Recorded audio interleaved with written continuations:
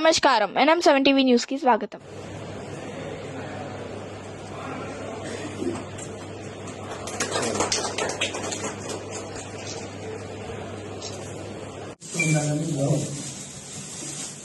SP గారు వచ్చారు, రక్తదానం చేశారు.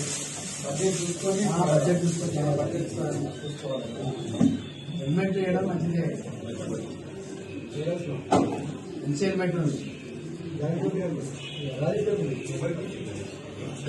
स्वामी कितने अंदर जो सारे जगह पर डाले ओके ओके चलो निमिषाలు ఉండాలి అలాగే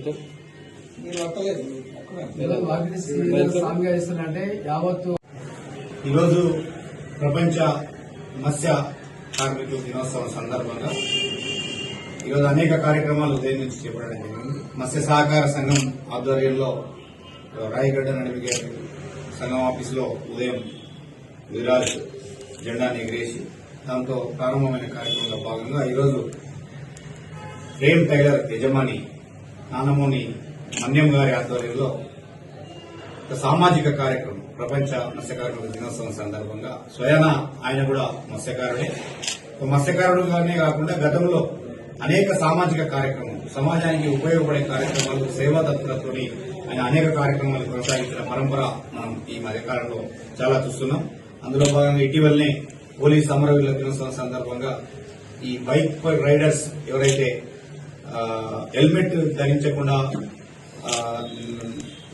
ప్రాణ నష్టం గాని అవయవ నష్టం గాని జరుగుతా ఉందో దాన్ని గమనించినటువంటి ప్రేమ్ గారు ఇటీవల హెల్మెట్ల పంపిణీ కార్యక్రమాన్ని ఉచితంగా ఆయన కస్టమర్లకు చేసేటటువంటి ప్రక్రియ ప్రారంభం చేశారు. ఏదో ఒక దశలో ఒక సామాజిక హితం కోరినటువంటి కార్యక్రమం మొదలైతే ప్రేమ్ను ఆదర్శంగా తీసుకుని మిగతా వాళ్ళు కూడా డొనేట్ చేసేవాళ్ళు డొనేట్ చేయడమే కాకుండా స్వచ్ఛందంగా అరే ఒక బీద బడుగు బలహీన వర్గాల వ్యక్తి మనకు డొనేట్ చేస్తున్నాడు కదా, మనం కొనే శక్తి ఉంది కానీ మన ప్రాణాలను మనం కాపాడుకోవడంలో మనమే అజాగ్రత్తగా వ్యవహరిస్తున్నామనే ఒక మెసేజ్ ను దీని ద్వారా ఆయన అందరికీ బైక్ రైడర్స్ ఇవ్వడం అనేది జరుగుతుంది.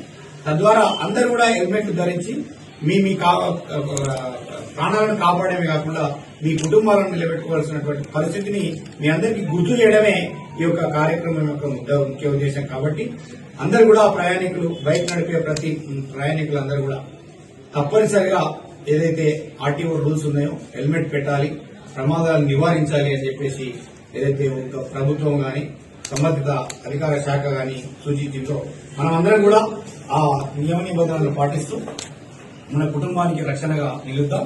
ఈరోజు మత్స్య కార్మిక సంఘం ప్రపంచ కార్మికుల దినోత్సవం సందర్భంగా నేను ఈ ప్రభుత్వాలను గాని రాజకీయ పార్టీలను గాని డిమాండ్ చేస్తుంది ఏంటంటే అత్యంత బడుగు బలహీన వర్గాల్లో మత్స్యకార వర్గం ఒకటి, వారికి రావాల్సినటువంటి హక్కులను ఈ ప్రభుత్వాలు కల్పించడంలో గతంలో కొంచెం తాసారం చేసినటువంటి పరిస్థితులు ఉన్నాయి. కాబట్టి ఇప్పటికైనా ఈ రాష్ట్రంలో అత్యధిక సంఖ్య ఉన్నటువంటి ముదిరాజ్ తెలుగు మత్స్యకార సోదరుల హక్కులను కాపాడడంలో ప్రభుత్వాలు ముందరికి రావాలి, రాజకీయ పార్టీలు ముందరికి రావాలి.